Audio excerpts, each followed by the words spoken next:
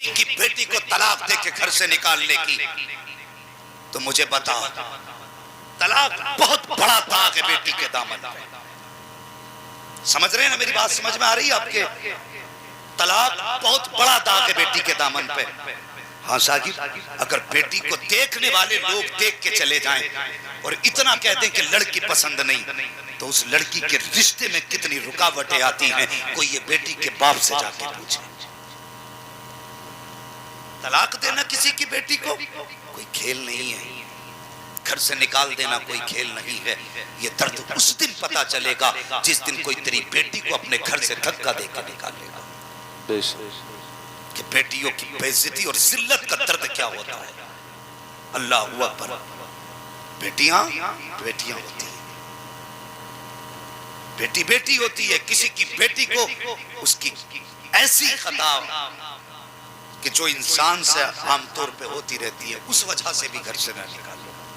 جی بیٹی کا درد کیا تم سوچ بھی نہیں سکتے. بتا کائنات میں کوئی حضور جیسا باپ ہو تو لا کے دکھا، سیدہ فاطمہ جیسی بیٹی ہو تو لا کے دکھا، اور مولا علی جیسا کوئی داماد ہو تو لا کے دکھا. ہے کوئی ان لوگوں کی مثال؟ اعلیٰ حضرت کہتے ہیں کیا بات رضا اس چمنستان کرم کی، زہرا ہے کلی جس میں حسین اور حسن پھول. یہ گھرانہ ہے. لیکن سن، ایک دن حضرت علی مولا کائنات مولا علی رضی اللہ تعالیٰ آپ نے حضرت فاطمہ زہرا کی موجودگی میں ایک دوسری لڑکی سے نکاح کا ارادہ فرمایا. سن رہے نا میری بات؟ بہت غور سے سننا. ہمیں حلوے کے حوالے یاد ہیں، زردے کے حوالے یاد ہیں. ذرا یہ بھی سن جو بتانے لگا. حضرت علی سے نکاح، حضرت علی نے حضرت فاطمہ کی موجودگی میں دوسری نکاح کا ارادہ فرمایا. اللہ اکبر. یہ خبر نبی کے بیٹی کے کانوں تک آئی. آپ نے شہزادوں کو گود میں اٹھایا، حضور کی خدمت میں گئی، حضور کی بارگاہ میں جا کے بیٹھی، آنکھ میں آنسو تھے. میرے نبی نے فرمایا فاطمہ خیر تو ہے، کیسے آئی ہو؟ کہتی ہیں ابا جان میں نے سنا ہے علی دوسرے نکاح کا ارادہ کر رہے ہیں. اتنا سننا تھا میرے حضور نے گھر چھوڑا، مسجد کے منبر پہ تشریف لائے، صحابہ کو اکٹھا کیا، اور جب سارے صحابہ آ گئے آقا نے اس کے بعد فرمایا تھا این علی ابن ابی طالب، علی ابن ابی طالب کہاں ہے؟ حضرت علی اٹھ کے کھڑے ہوئے، فتاقہ بھی و امی یا رسول اللہ، آقا میرے ماں باپ آپ پہ قربان ہو جائیں. حضور حکم فرمائے. آقا فرماتے ہیں اے علی سنا ہے کہ تم میری بیٹی کے اوپر دوسرے کی بیٹی لانے والا ہے.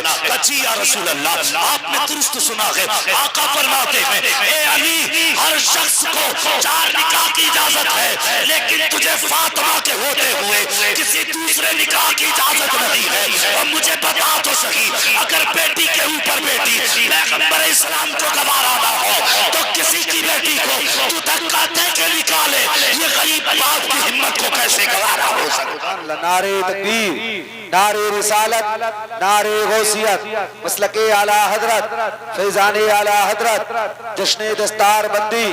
سبحان اللہ سبحان اللہ. بیٹیاں پیدا ہوں تو منہ نہ بگاڑ، بیٹیاں پیدا ہوں تو رب کا شکر ادا کر. بے شک حق بات. خدا کا شکر ادا کر، ورنہ ان سے پوچھ جن کے آنگن میں بیٹیاں نہیں ہوتی ہیں. اگر خدا نے 10 بیٹے بھی دیے ہیں نا تو گھر قبرستان لگتا ہے، اور صرف ایک بیٹی گھر میں ہو وہ مسکراتی ہے تو قسم خدا کی چمن سا نظر آیا کرتا ہے. بیٹی بیٹی ہوتی ہے. ہم نے اس بیٹی کی پیدائش پہ غم منایا. جو پیدا ہوتی ہے تو رب کہتا جا میں تجھے بھی روزی دوں گا، تیرے صدقے میں تیرے ماں باپ کو بھی روزی دوں گا. اس کے لیے ہم نے غم منایا.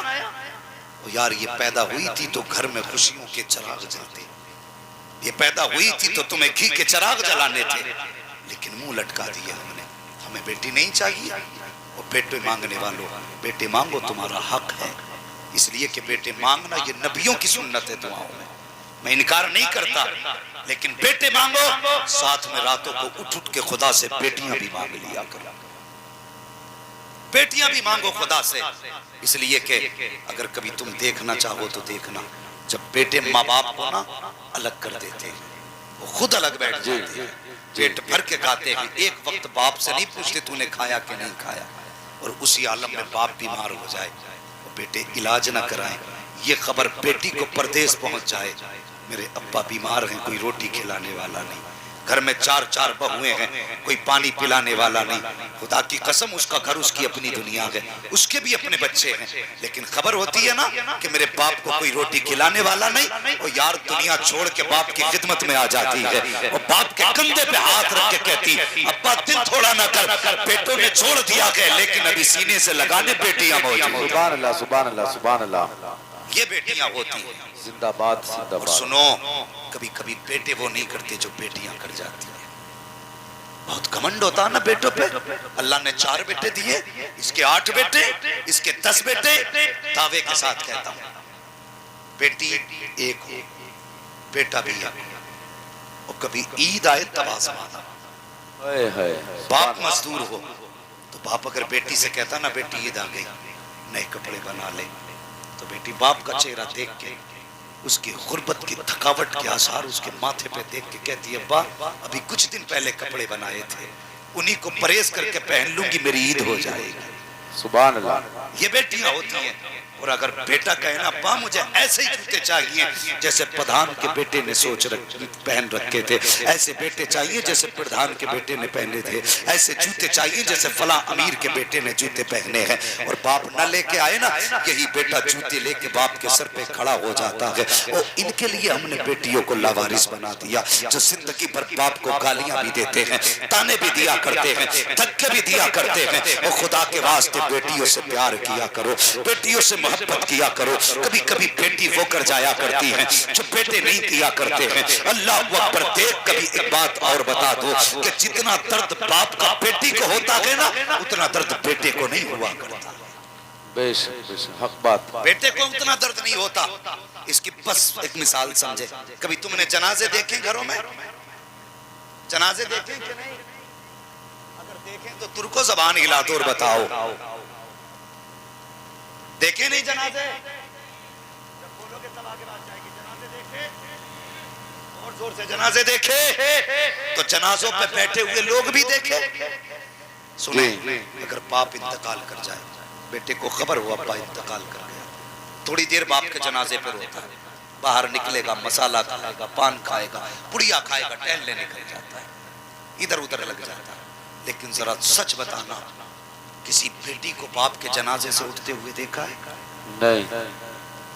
کوئی بیٹی ایسی ہے جو تھوڑی دیر باپ کے جنازے پہ بیٹھ کے اٹھ کے چلی گئی ہو؟ نہیں.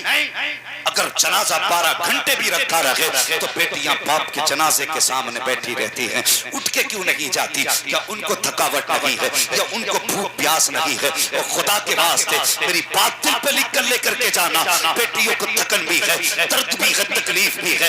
اٹھ کے صرف اس لیے نہیں جاتی ہے کہ میرا باپ تھوڑی دیر کا مہمان ہے، اگر آج چلا جائے گا تو یہ دوبارہ نظر نہیں آئے گا. جب یہ قبرستان کی طرف جائے گا تو ہم ہوں گے لیکن باپ کا چہرہ نہیں ہوگا. یہ سوچ کر کے بیٹیاں شام تک جنازے کے ساتھ بیٹھی رہتی ہیں. اور بیٹھنا تو چھوڑو شاہد، میں نے تو یہاں تک دیکھا ہے جب باپ کے جنازے اٹھا کرتے ہیں تو بیٹیاں دوڑ کر کے دروازے تک جاتی ہیں، لوگ کھینچ کے اندر لاتے ہیں، لیکن ایک جواب ان کی زبان پہ ہوتا ہے، لوگوں ہمیں چھوڑ دو، ہمیں بھی باپ کے ساتھ جانے دو. جب باپ نہیں ہے تو دنیا میں رہ کے کیا کریں گے؟ جب باپ چلا گیا ہے اب دنیا کی ضرورت نہیں ہے. او خدا کی قسم، بیٹے جائیداد کے وارث ہوتے ہیں، بیٹیاں باپ کے پیار کی وارث ہوا کرتی ہے. بیٹوں کو جائیداد سے پیار ہوتا ہے لیکن بیٹیوں کو باپ کے پیار سے پیار. سبحان اللہ سبحان اللہ. نعرہ تکبیر، نعرہ رسالت، نعرہ غوثیت، مسلک اعلی حضرت، فیضان اعلی حضرت، فیضان تاج شریعہ، جشن دستار بندی مفتی احمد رضا صاحب قبلہ. سبحان اللہ سبحان اللہ. کیا آج بیٹیاں نہیں ماری جا رہی؟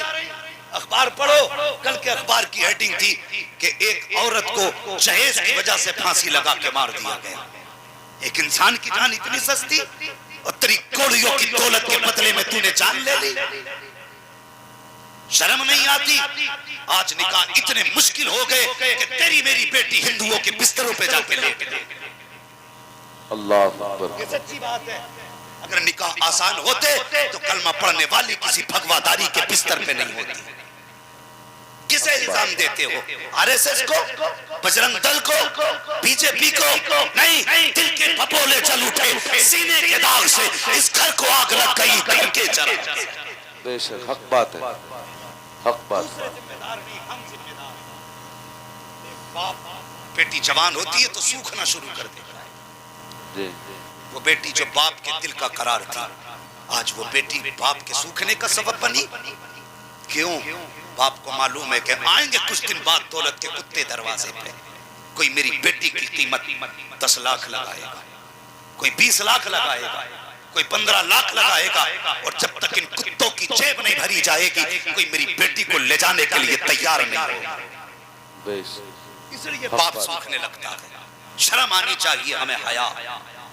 ہماری وجہ سے بیٹیوں کے بال سفید ہو گئے۔